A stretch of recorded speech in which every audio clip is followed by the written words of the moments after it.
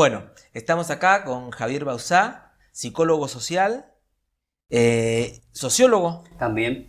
profesor de la Universidad Nacional de Cuyo, la Facultad de Ciencias Políticas y Sociales. ¿De qué cátedra? De la Cátedra de Procesos Sociales Contemporáneos y las prácticas también socioeducativas.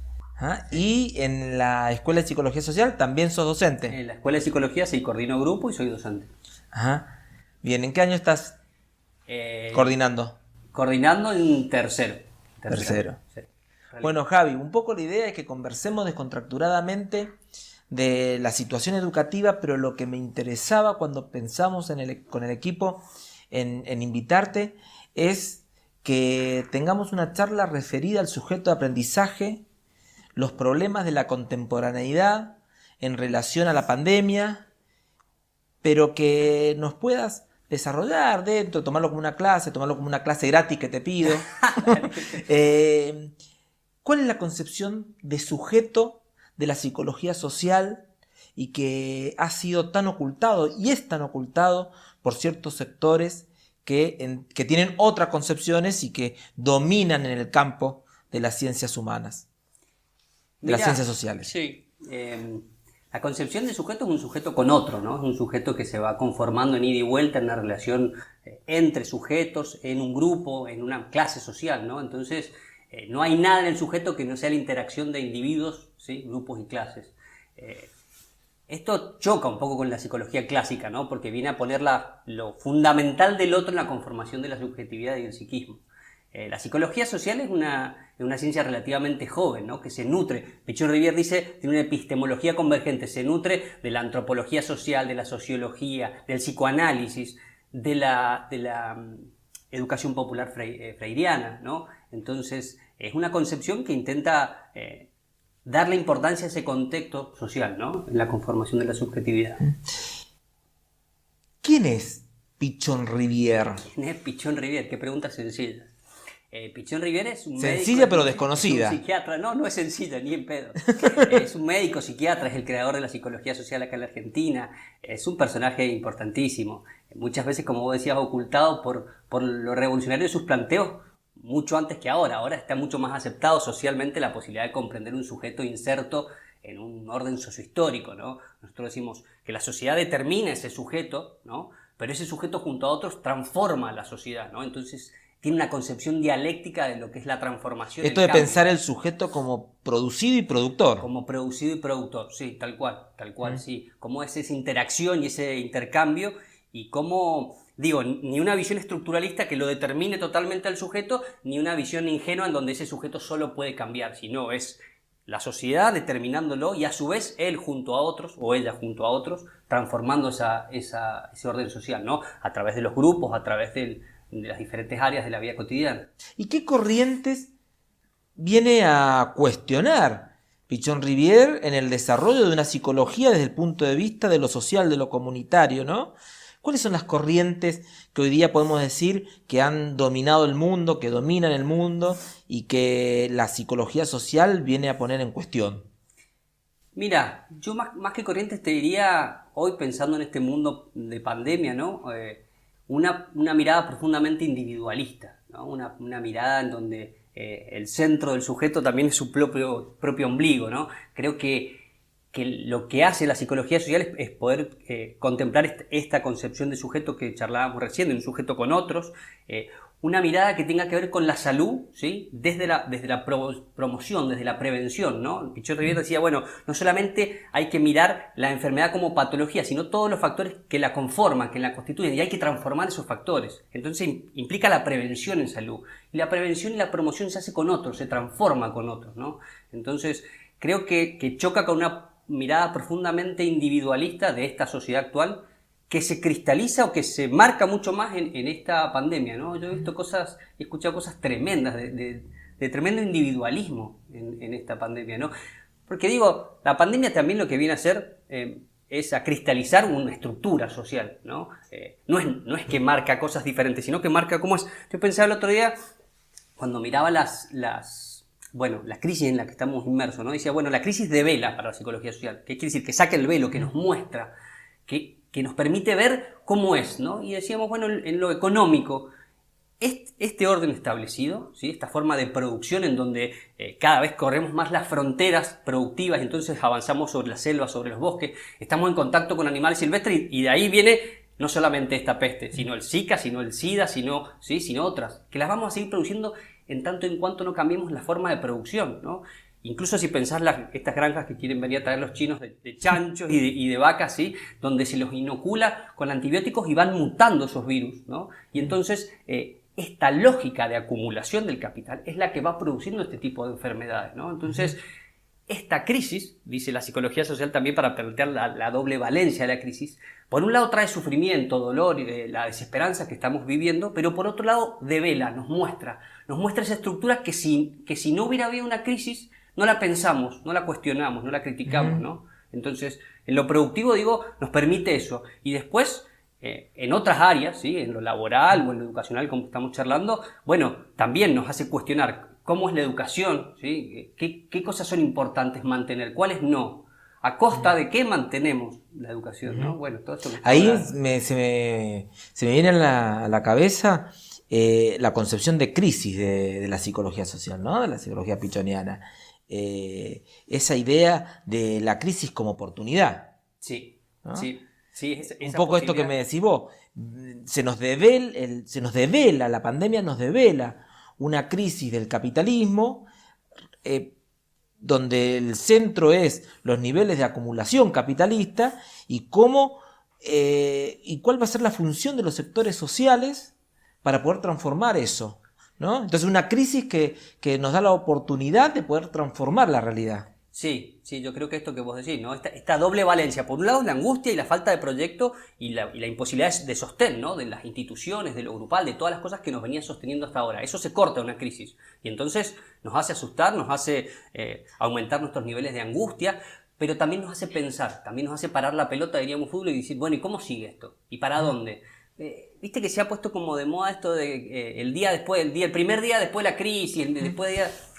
Es como una tontera en sí mismo. No hay un día después. El resultado de ese día después es el resultado de la correlación de peleas y de luchas que demos para mejorar las cosas. Pero es así en cualquier crisis, ¿no? No hay... Perdón, pero lo que quiero decir es que no hay un mundo nuevo después de la pandemia. Hay este mismo mundo y es el resultado de lo que podamos pelear, ¿no? Porque si no parece como algo mágico, que el mundo después tiene que ver con el virus, con el coronavirus. No. Sí, ahí un poco el sentido de la dialéctica, ¿no? Cómo es el funcionamiento de la dialéctica en los procesos históricos. Y otra de las cuestiones que a mí me impactaba de la teoría pichoniana es esta concepción profundamente marxista en el sentido pragmático del término, de pensar, lo leía, por ejemplo, en el libro Es posible conocer la realidad de Rosa Nassif, esta idea de que la historia, ¿no es cierto? Así como podemos avanzar en el proceso, también podemos retroceder, podemos amesetarnos. Entonces viene con esto. ¿Qué viene después de la crisis? Y depende de lo que podamos hacer durante la crisis, cómo nos hayamos formado, qué hayamos podido aprender, qué salto de calidad podamos haber dado. ¿Qué es la dialéctica en la teoría pichoniana? ¿Qué es la dialéctica? Bueno, en principio esto que decías vos... Porque te podría decir qué es la dialéctica en la teoría aristotélica. No, claro, te pregunto en la teoría pichoniana. La dialéctica tiene que ver con una forma de mirar la realidad, pero la realidad natural, la realidad social, la realidad psíquica, ¿sí? Tiene que ver con esta posibilidad de comprender los polos de contradicción de las cosas, ¿no?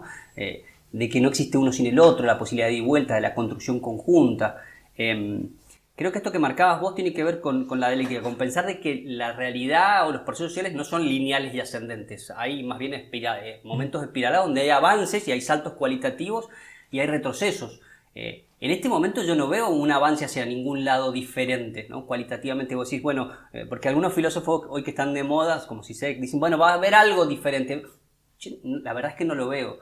Veo que se cristaliza o que se marcan cualidades que ya estaban. Esta forma de organizar la producción, esta forma de acumular riqueza y pobreza en forma polarizada, ¿no? Y por otro lado también veo síntomas de resistencia, ¿no? De gente que se niega a perder sus condiciones de trabajo, gente, charlábamos más temprano antes de prender las cámaras, de esta directora tan valiente que dice, bueno, estas son mis condiciones laborales, estos son los enfermos que están en mi escuela, ¿no? Y salir a decirlo, y entonces invitar a las autoridades a que vayan a ver eso. Entonces, hay imposición, hay un rumbo de los sectores hegemónicos, pero también siempre hay resistencia. El tema es cómo la conformamos, cómo la construimos para que crezca, ¿no?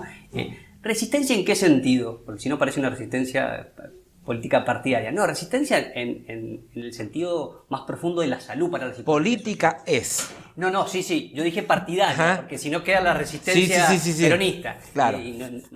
Vos linkeaste ahí. Y bueno, yo tengo mi formación histórica. Tus matrices. Claro, exactamente, mi matriz de aprendizaje. Pero yo digo, sí es importante conformar una oposición, una resistencia en cuanto a pensar la salud mental, ¿no? Como adaptación activa a la realidad y como la posibilidad de transformar. Digo, en esto recién charlábamos de los procesos de aprendizaje para nosotros, para la psicología social. La salud y el aprendizaje son casi sinónimos, ¿no? Es la posibilidad de tomar, de aprender la realidad, transformar esa realidad y en ese camino me transformo yo, ¿no? Y la voy cambiando. Eso es lo que hace a que vaya hacia aspectos saludables de mi salud y a que pueda comprender y aprender de la realidad. Yo te podría decir, por ejemplo, para que vos me desburres, uno podría decir salud, concepción, ¿no es cierto?, de la psicología social. Aprehensión de la realidad para transformar y transformarme. Bueno. Es eso. Está perfecto, aprehensión con H en el medio. Claro. Bueno, de tomarla, de modificarla, de poder transformarla, pero no transformarla porque sí, sino transformarla en forma creativa y crítica para resolver mis necesidades y que no son mías individuales, son las de otros y otras, ¿no? Entonces, esa es la concepción. Para la salud mental en psicología social no hay sujetos enfermos y sanos, ¿no? Todos tenemos aspectos sanos y aspectos enfermos que están en lucha, ¿no? Y que a veces, por suerte, tenemos... Como la sociedad. Como la misma sociedad, sí. Por eso la concepción de encerrar a personas que están más locas que otras, entre comillas, es una concepción con la que no compartimos, ¿no? Por supuesto que hay sufrimiento y hay patología, pero hay que ver cómo se construye, cómo se contiene y sostiene a través de relaciones vinculares, que es otro de los conceptos centrales, para que ese sujeto alimente sus aspectos sanos, ¿sí? Ahí, mira, me abrís así para linkear un montón de cosas. Esto se extiende 3-4 horas. Mira, el primero... Con lo primero que me surge, vos recién dijiste adaptación activa, como si todos supiéramos qué es adaptación activa. Adaptación activa inclusive podría parecer una contradicción de hecho, ¿no? Adaptarse, usado popularmente, ¿cierto? Adaptate a esto. A lo que hay. La psicología social entiende que eso es adaptación pasiva, una adaptación acrítica. Adaptación activa es otra cosa. ¿Qué es la adaptación activa? Claro, tiene que ver con una mirada crítica de lo social y de lo subjetivo. Entonces yo logro comprender los sufrimientos, los pareceres de cada uno y logro transformar las condiciones que me obstaculizan la posibilidad de aprendizaje y de salud, ¿sí? Con otros. Y entonces vos decís, bueno, los docentes que se organizan y que logran resolver sus necesidades laborales, pero sus necesidades de organización, ¿sí? Están adaptándose activamente. No es que me adapto a lo que me imponen, sino que transformo la realidad para mí, ¿no? Para mí, para nosotros. Y lo pasivo tiene que ver con lo contrario, con lo patológico, con la enfermedad, ¿no? Con estar obstaculizado y dejar quieto las relaciones vinculares o las relaciones de posibilidad de transformación y entonces me anudo, no me permito transformar eso que no me está satisfaciendo, ¿no? No me puedo organizar con otros. Ahí vos repetiste varias veces una palabra que creo que para el proceso pedagógico, por lo menos así como yo lo comprendo, es central, que es la palabra vínculo, ¿no? Hablamos de vínculo entre compañeros, trabajadores de la educación, vínculos entre el docente y el estudiante, ¿no? Bueno, y la psicología social entiende de una determinada manera ese vínculo con características, ¿no es cierto?, con elementos que tiene que tener ese vínculo para que haya vínculo. ¿Qué me podés decir de eso? Porque es importante que como trabajadores de la educación nos replanteemos la concepción de vínculo en relación a nuestras acciones prácticas dentro del aula para lograr el aprendizaje en el proceso. Sí, no hay aprendizaje sin vínculo, no hay proceso, no hay sujeto de aprendizaje sin vínculo. El vínculo es inherente al objeto de estudio. Nosotros estudiamos una concepción, una teoría, pero cuando nos estamos comunicando, cuando nos estamos transmitiendo y aprendiendo uno de otro, estudiantes y docentes, vamos conformando una relación vincular. Porque en el proceso de aprendizaje hay dos temores que plantea Pichon-Rivière frente a cualquier situación nueva, como el aprendizaje, que es el temor a la pérdida y al ataque, ¿no? Entonces yo voy a temer a perder las estructuras con las que vengo y que me sostienen hasta ahora, y el ataque de este objeto nuevo, que no sé si lo voy a poder abordar, comprender. Entonces, es fundamental una estructura vincular que sostenga, ¿sí? que permita de alguna manera conformar un andamiaje para que ese docente pueda acompañar en los procesos de aprendizaje a los estudiantes, a los y las estudiantes. Entonces, la relación vincular es imposible separarla. Por eso hoy está tan en cuestión o está tan candente la posibilidad de la virtualidad, ¿no? Que decimos, bueno, ¿se puede aprender virtualmente? Sí, claro que se puede, ¿sí? Pero realmente lo que se ve muy dificultado es esta posibilidad de conformar los vínculos, ¿sí? Y escúchame, y para que haya vínculo, ¿qué tiene que haber?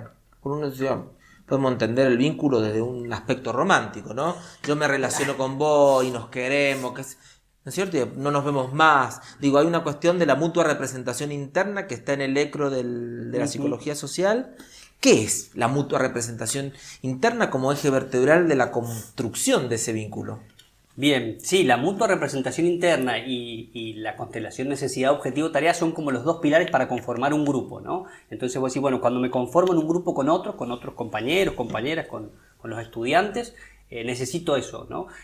Conformar la mutua representación interna que es irse conociendo y de alguna manera ir teniéndose en mente para ese pasaje del mundo externo al interno, porque vos sos necesario para mí y yo soy necesario para vos, ¿sí? Y entonces nos articulamos de una necesidad, porque decíamos que el sujeto es un ser de necesidades, ¿no? Que solo se satisfacen socialmente. Entonces, desde ahí conformamos los sujetos esa mutua representación interna, ¿no? Desde la necesidad. Y nos conformamos como grupo también en base a esto, ¿no? A la necesidad, objetivo y tarea, a la posibilidad de que nos nuclee algo en común. Por ejemplo, el aprendizaje de matemática, de lengua, de lo que sea, ¿no? La tarea como el ordenador de esa relación, de ese vínculo. Sí, indiscutiblemente. Para nosotros, los grupos, nosotros pensamos o utilizamos como técnica la técnica de grupo operativo que se centra en la tarea, no en los sujetos, no en la problemática, sino en la posibilidad de una tarea común. Nos conforma una tarea común que no siempre tiene que ser pedagógica, puede ser de cualquier tipo, un grupo de amigos, o si has leído el cuento este de Cortázar, el que están en una carretera, ¿cómo se llama? No sé. Ay. Bueno, no me lo voy a acordar, pero es eso, ¿no? Es una cantidad de gente que está en una carretera, ¿no? En un camino y no son importantes uno para otro, están atascados, ¿no? Y en un momento empiezan a organizarse y empiezan a ver cómo corren un auto y entonces empiezan a ver, claro, y se va conformando una tarea mutua, se necesitan entre ellos y se va conformando la grupalidad, ¿no? Pasan de ser una serie, como planteaba Sartre, a ser un grupo, ¿no? Porque tienen estas características, ¿no? De mutua representación interna y de necesidades mutuas. Y tan importante para la tarea pedagógica, ¿no? Esto de poder conformarse y entenderse, concebirse como parte de un grupo del proceso pedagógico donde está uno y está el estudiante. Y no esta cuestión, ¿no es cierto?, que muchas veces hemos sido sometidos a la imposición de entender que somos superiores, los docentes, que los estudiantes son otro grupo. Son un grupo en relación a sus necesidades y a tareas que tienen que ver con la edad y con su propia grupalidad y su propia especificidad, como lo somos los adultos y los trabajadores de la educación. Pero mientras estamos con la tarea pedagógica en el aula y en otros ambientes donde también desarrollamos la tarea pedagógica, conformamos un grupo integrado por esos adolescentes, por esos niños, por nosotros. Sí, es fundamental la grupalidad para el proceso de aprendizaje, es fundamental. Digo, te horizontaliza un poco el tema de los roles. Bueno, sí y no a su vez. Nosotros decimos que tiene un rol asimétrico el docente o el coordinador. ¿En qué sentido? No en sentido, porque ahí tenés que desarmar. Lo que pasa es que, a ver, ¿cómo le podemos decir? Lo diferente, por el sentido común o por el sentido hegemónico, jerarquiza. No, lo diferente no debería jerarquizar. No hay superiores e inferiores, que es lo que vos estabas diciendo, sino que hay procesos de aprendizaje diferentes. El docente pasó por este proceso de aprendizaje e intenta acompañar al estudiante. No está a la par, no está al mismo lugar, está en otro lugar. Pero no quiere decir que sea superior, ¿no? Y en esto enganchamos con la teoría freiriana.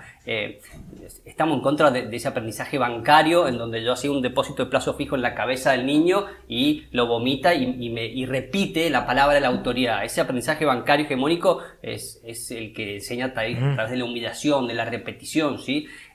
Nosotros planteamos un aprendizaje que tiene que ser crítico, una duda rebelde, ¿no? Esa duda que no es fácilmente satisfecha. Y un aprendizaje que es continuo, ¿no? Desde que me empiezo a explorar el cuerpo que soy niño hasta que me muero, ¿no? La paz a los cementerios. Permanentemente estamos aprendiendo. Es fundamental la concepción de aprendizaje en cuanto a desarmar muchas veces la mirada hegemónica de la repetición, de la distancia, de los bancos mirándose la nuca. Pero no Así solamente el como, así espacio, como ¿no? aprendemos, desaprendemos, no sé si está bien utilizado el término, ¿Qué será desaprender? ¿Se podrá ¿no? desaprender? Olvidar lo aprendido. Bueno, hoy está en boga la palabra de construir. Sí, yo creo que se puede construir. Uno no olvida lo que tiene, porque no se puede volver en esto de las vueltas del espiral en un aprendizaje. Si yo dejo de andar en bicicleta durante 5 años, después no es que dejé de aprender. Vuelvo a agarrar la bicicleta y no parto de cero, ¿no? Entonces, no es que desaprendo. Puedo mirar críticamente mi proceso de aprendizaje y decir, che, estas cosas no me sirvieron, ¿sí? Digo, para poner un ejemplo, el machismo, Sí, sí. ¿no? Y entonces el patriarcado está en los poros de todos nosotros, hombres y mujeres en la actualidad, y que nosotros podamos pensar qué efectos tiene eso, qué cosas que no sirven, bueno, tiene que ver con deconstruir o desarmar aspectos que no me convencen. Y está ligado a lo que vos nombrabas recién con las matrices de aprendizaje, cómo yo he aprendido a aprender a lo largo de mi vida, ¿sí? Con jerarquía, muchas veces con humillación, con diferencias, con, ¿sí? el que me explica y el que entiende, como si fueran dos sujetos contrapuestos, ¿no? Y ahí justo agarraste el tema cuando decís lo del patriarcado, ¿no? Esto de distinguir lo natural de lo cultural, de la construcción. Y cómo entiende la psicología social a la historia en ese sentido, ¿no? En esta cuestión de un sujeto situado, y que hay cuestiones que las hemos naturalizado y que no quiere decir que sean naturales, como por ejemplo el patriarcado. Sí, la verdad que es un ejemplo tremendamente actual, por suerte hoy desarmado en muchos aspectos. En ese sentido, recién marcábamos todos los aspectos dominantes de una sociedad hegemónica y tendríamos que marcar ese como gran resistencia en los últimos años. Definitivamente la psicología social tiene como una de sus herramientas básicas la crítica de la vida cotidiana, ¿no? Entonces la crítica de lo que pasamos. ¿Qué sería la vida cotidiana? Es aquello que por repetitivo, por natural, por permanentemente transitado, desaparece el chico que está pidiendo en la escalera de una iglesia, desaparece por qué el hombre se sienta en la punta de la mesa, desaparecen las cosas que son cotidianas. Y la psicología social plantea una enorme crítica de eso. Tengo que pararme y pensar por qué las cosas son así y que esas pautas culturales, sociales, ¿sí? Han sido construidas. Y la construcción tiene que ver con ganadores y perdedores. Cualquier construcción de los procesos sociales, hasta el más mínimo, no son eternas, ni van a ser eternas. Esto de Mariano Moreno, si existe una historia oficial es que existe otra historia. Definitivamente, sí, definitivamente. Definitivamente hay que escuchar la historia de los que perdieron, pero hay que pensarla y parar y cuestionar lo que nos está pasando. Digo, esto que charlábamos del concepto de crisis. La crisis sirve para eso, para parar la pelota y decir, che, acá hay aspectos estructurales que no sirven, que este sistema es destructivo. Bueno, ¿en qué aspectos? Bueno, en la producción lo marcamos recién, pero en la vida cotidiana también, ¿sí? Hay aspectos que no nos sirven, hay aspectos que van en contra de las necesidades de las grandes mayorías, porque a alguien le sirve. Sí, no es que no le sirva nada. Claro, porque si no sería tonto. Son estas frases de los argentinos somos todos así. No, los argentinos hay sectores sociales que se enriquecen con esta forma de producir, hay sectores sociales que se benefician del patriarcado. Hay, sí, claro. ¿no? Entonces, claro. Si no, no tiene sentido. ¿Y cómo entendés vos o qué pensás vos de esta frase de la construcción de un sujeto sujetador? De tu cabeza para poder generar relaciones de dominación. No hay nada más perfecto que la dominación que está dentro de tu cabeza. Es mucho mejor que el látigo, ¿no? Entonces, sí, la sociedad y los sectores dominantes van conformando sujetos aptos para sostenerla. Sí, claro, yo opino que sí. Pero, como decíamos anteriormente, esos sujetos también con otros pueden desmentir esa situación, pueden organizarse y pueden pelear para transformarla, ¿no? Y nombramos recién el ejemplo de esa directora tan valiente que decía... La Fabiana Riera, del Bellas Artes. Claro, que decía, que acusaba o que mostraba cómo era la realidad. Sí, denunciaba una situación. Bien. Pues, hablamos de la ola verde, ¿sí? Hablamos, y no lo hablamos, yo lo planteo, diciembre del 19, ¿sí? Con esta gran pueblada por el agua en Mendoza. Entonces, existe la opresión y siempre que hay opresión hay resistencia. Esa es la mirada dialéctica que charlábamos recién. El hecho político más importante que quizás tengamos los argentinos en los últimos años es el 19 y 20 de diciembre del 2001. Bueno, vos te fuiste allá al 2001, sí. ¿No? Como un hecho Hay político muchos, que sí. por primera vez en la historia los argentinos echamos un presidente. Sí. Sí.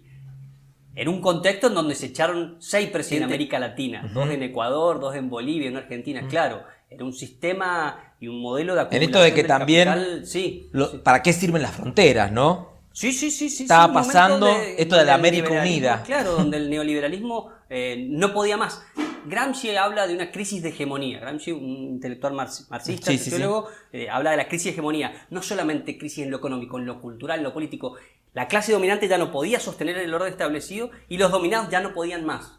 Lo que no implica que venga algo nuevo. Quiere decir que se corta lo viejo. Y lo nuevo, como decíamos Está recién, por nacer. pero no está. O vienen naciendo. Bueno, pero no está. Por eso también lo que charlábamos, yo lo hilo con lo del coronavirus. Esto está en crisis y esta forma de organizar la producción no da más, ¿sí? Lo que pasa es que no está lo nuevo todavía. Entonces genera mayor ansiedad. Porque no hay un polo, la posibilidad de otra forma de organización social y política no está. Hay gérmenes separados, divididos, y eso también lo tenemos que pensar desde los sectores populares, que no presentan unánimemente. Pero hay sello, sujeto sujetado. A la pelota, ¿qué sería eso? Explícamelo. Porque Hay como una idea, viste, del sujeto que es sostén de un sistema, ¿no? Ajá. Que sujeta un sistema. Que da la sensación, ¿no es cierto?, de que la única posibilidad que tiene el sujeto es eso, es de sujetar el sistema del statu quo. Sí. ¿No? Bueno, ahí tendrías ¿Qué que pasa pensar, si suelta algo? ¿qué pasa si no lo sujeta más? Sí. Bueno, ahí está bueno, pero está bueno pensarlo más plástico. Esto que decir, sujetamos un sistema, sostenemos, sí, porque la sociedad va creando sujetos aptos para sostenerla, va conformando matrices de aprendizaje, va pasando eso externo a lo interno. Hay sellos que podemos decir, qué sé yo, uno podría decir, después, nada volvió a ser igual en la Argentina después de que el cordobazo.